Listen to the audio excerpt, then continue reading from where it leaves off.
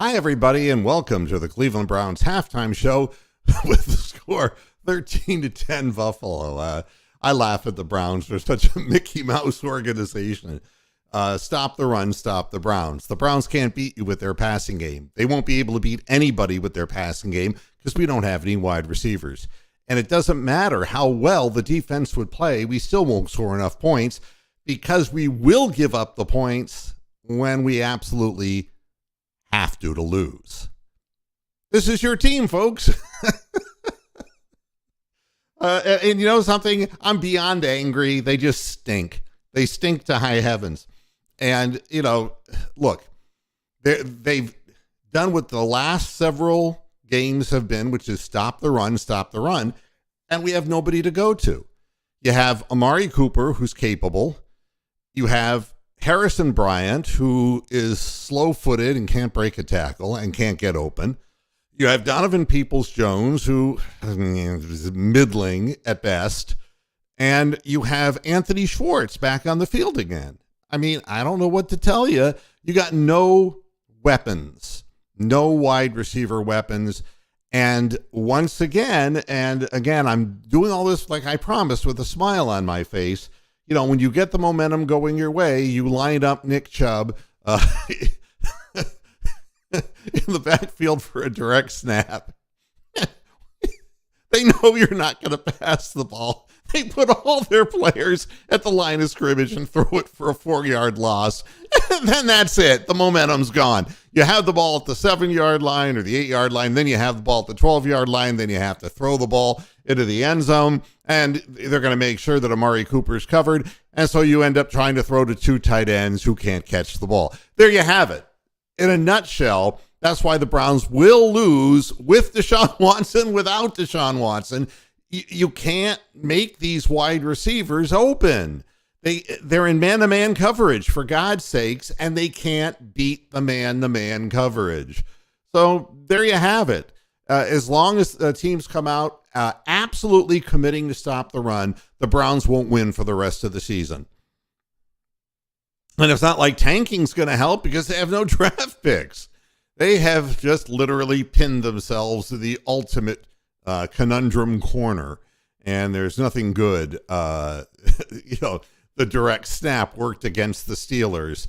You know, there's no need for it.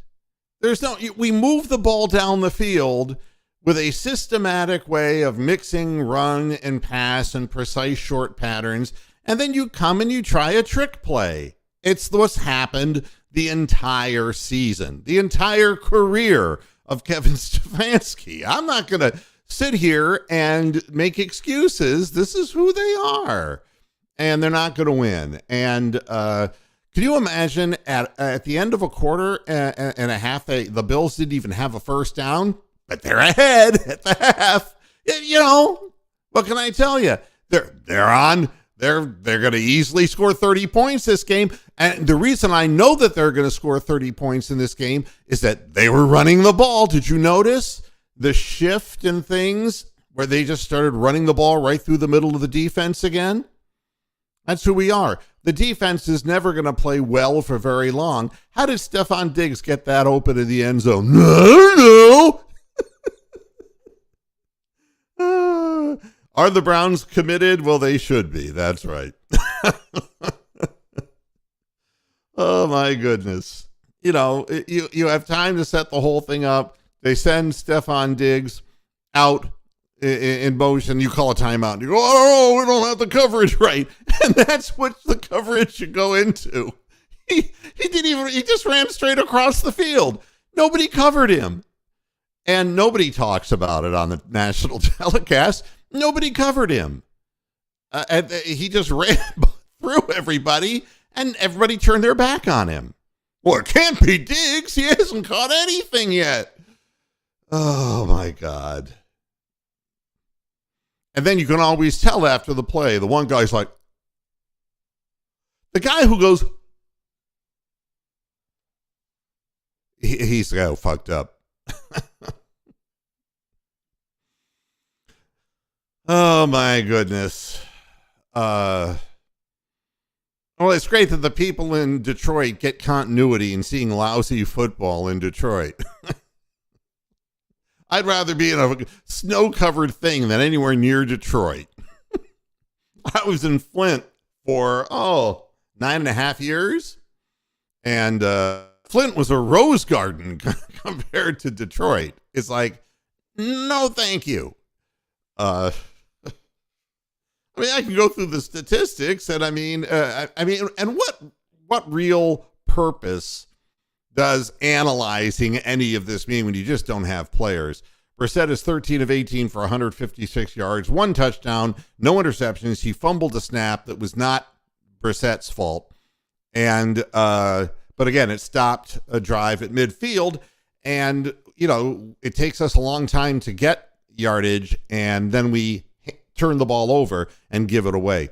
I want to point out also that you can see the reason why Bojorquez has been on like 6 different teams in 3 years is because he really is a lousy punter.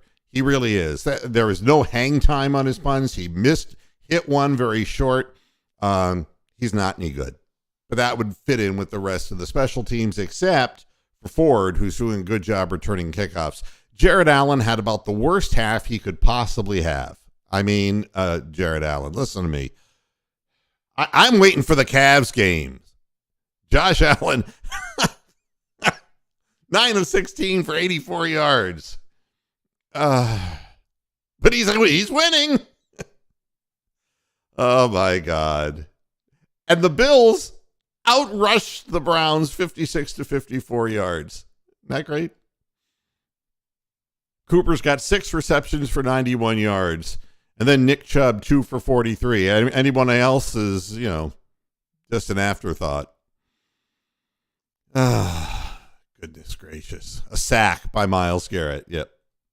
Have to mention that. And let's see the kicking. You got to love 2 punts for 72 yards for Bojorquez. That's a 36-yard average. Thank you, sir. May I have another? No, the Browns did not win the coin toss. It's going to be it's a replay of the last game. They're going to whoop right down the field, and it's going to be 20-10. And then the Browns will come out and just be obliterated. You can't not have balance in this league. If you're all pass and no run, you can't have balance. If you're all run and no pass, you can't have a victorious season. You have to have balance.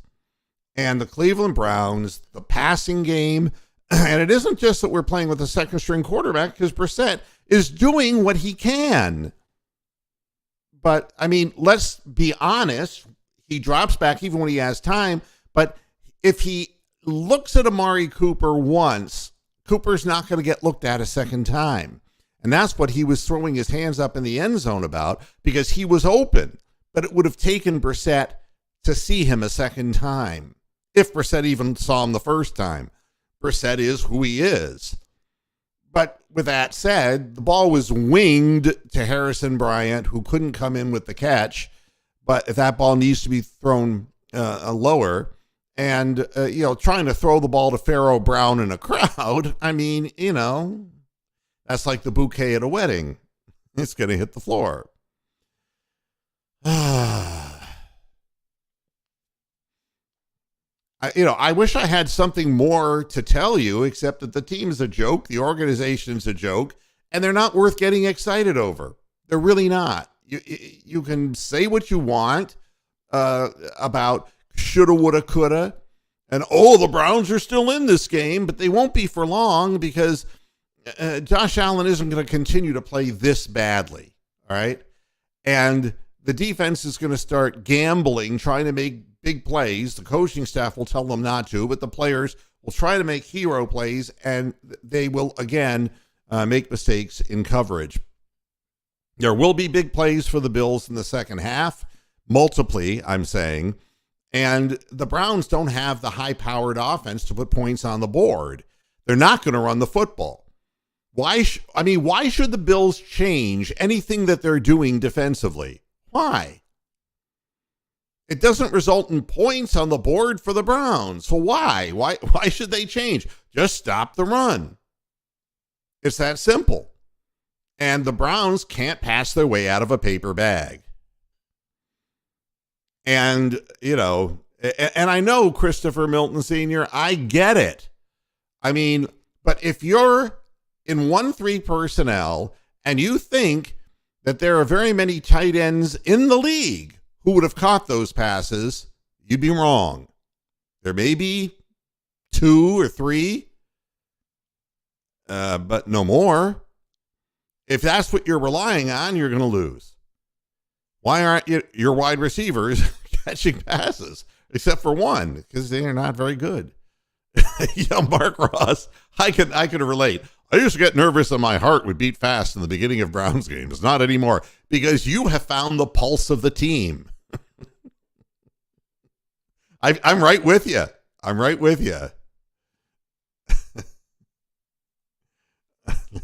Yeah, General Dog, how you doing? There are fans who believe Watson will fix this. The only thing that Watson will be able to do better than Brissett is find a secondary target if there is one that's open.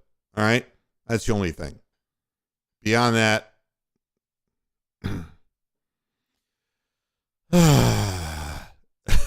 since we're behind, I'm sure Stefanski will abandon the running game. Bingo. So that's it. I'm almost done with my 12 minutes. We will be back with a post-game show, and you're going to see this lead widen considerably in the second half because the Browns did as well as they could do. That's what the scary part of it is. The Bills did as badly as they could do, and the Browns did as well as they can do, and they're still behind. And they had a few opportunities to score touchdowns and didn't do it. And settled for field goal, and then they turned the ball over on the 48-yard line. That's it. I'll tell you what, I'll see you after the game. Enjoy the second half, and don't let it get to you because it's beyond your providence to do anything about it. I'll see you right after the game. Thanks for tuning in, and until after the game, hasta la vista, Pastor Heads. Enjoy the second half.